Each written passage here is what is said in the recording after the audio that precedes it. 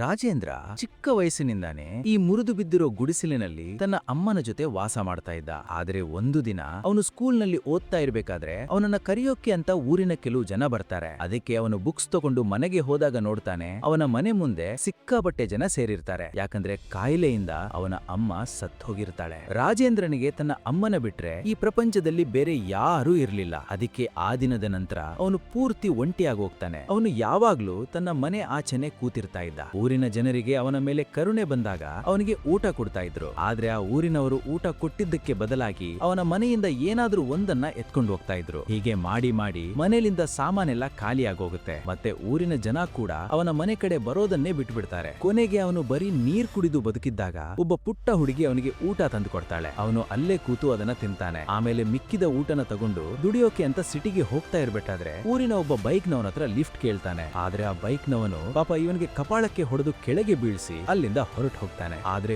ಹೋಗೋ ದಾರಿಯಲ್ಲಿ ಆ ಬೈಕ್ ನವನ ಶತ್ರುಗಳು ಅವನನ್ನ ಅಡ್ಡಗಟ್ಟಿ ಸಿಕ್ಕಾಬಟ್ಟೆ ಹೊಡೆಯೋಕೆ ಶುರು ಮಾಡ್ತಾರೆ. ಆಗ ಈ ಹುಡುಗ ಕೂಡ ಅಲ್ಲಿಗೆ ಹೋಗಿ ಸುಮ್ಮನೆ ಕೂತು ಅದನ್ನ ನೋಡ್ತಾ ಇರ್ತಾನೆ. ಆದ್ರೆ ಕೊನೆಗೆ ಆ ಬೈಕ್ ನವನ ಪ್ರಾಣನ ಈ ಹುಡುಗನೇ ಉಳಿಸ್ತಾನೆ.